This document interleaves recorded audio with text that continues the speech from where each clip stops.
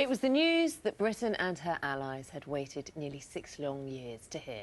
And it was expressed with his trademark elegance by the Prime Minister Winston Churchill. Here he is addressing crowds on Whitehall in Westminster. This is your victory. Victory of the cause of freedom is every day.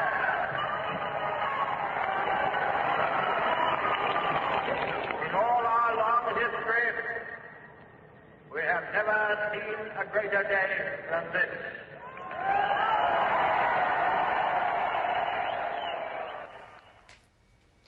Well, amazing words that so many of us remember or can recall now in the future. We can talk now to Winston Churchill's great-grandson, Randolph Churchill. Lovely to have you with us this morning. Thank you so much for taking the time. How, knowing that your great-grandfather was such a great orator, how has that passed down through your family?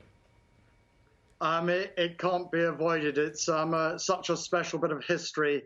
And I must say my great-grandfather was so inspired by the nation, the people, and it's wonderful that the nation and the people still have this great spirit today, beautifully reflected on your programme. I mean, it's at the height of the Battle of Britain, and I'll quote, "Never in the field of human conflict was so much owed by so many to so few." And that is a phrase that so many people are familiar with. And just earlier we were talking to our news presenter Sophie Rayworth, who's outside Buckingham Palace, talking about the sense of what we owe to that generation and how we're protecting them in this generation. And the words are still so poignant.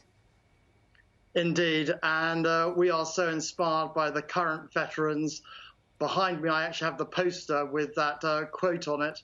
I think my great-grandfather will be thrilled to see how the nation in these difficult times has stopped to be inspired by what those veterans and those that did not return to this country, what they gave.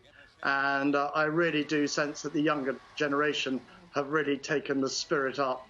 And it's remarkable how people have gathered behind these celebrations in their own way. It's interesting, isn't it, in these very different times now, for example, just how I'm looking at pictures of crowds on VE Day, 75 years ago, the royal family coming out on the balcony at Buckingham Palace. It is also different. Lots of comparisons, though, being made recently about this warlike spirit we have now and all of us being in it together. Do you feel that, and do you feel that your great-grandfather's words kind of resonate through? Oh, they absolutely do. And he said that the nation and the people around the globe had the lion's heart, and he was called upon to give the roar. Well, the people with the lion's heart today are our doctors, nurses, those at the front line, and our armed forces who've supported. And we at home, we've done the roar with our pots and pans to really try and inspire and to thank those on the front line who are caring so thoughtfully for everybody who suffered such difficulty. I like the use of the word roar there. It's not clap for carers where you are, it's roar for carers, and I'm sure it'd be greatly appreciated.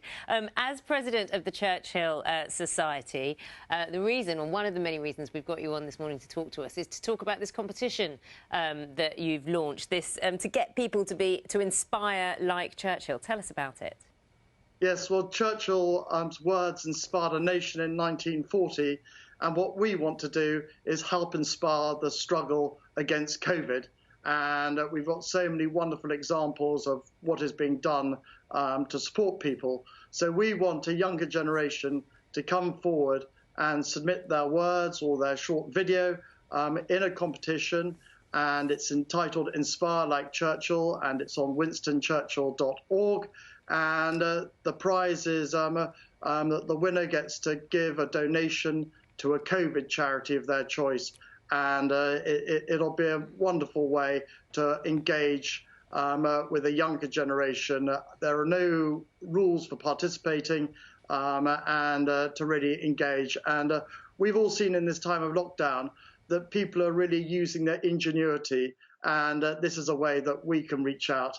And if Churchill can be an example for his great words, for people of our generation to come forward and create their own words or their own video, that'll be a wonderful thing. Well, Randolph Churchill, you have it in the blood, so I have to ask you, and, you know, as part of the Churchill Society, what's the trick? What is the trick to just getting that message heard? I'm afraid it's never give in. And, you know, people shouldn't be shy. They should just crack on and do their best. And if they don't succeed in the first time, try again and again and again. And what this nation has always shown is its spirit. It always gets there in the end. Ah, so getting through with the spirit and it feeds through with the writing. Thank you so much, Randolph Churchill. Do enjoy your day and your VE Day commemorations. Great.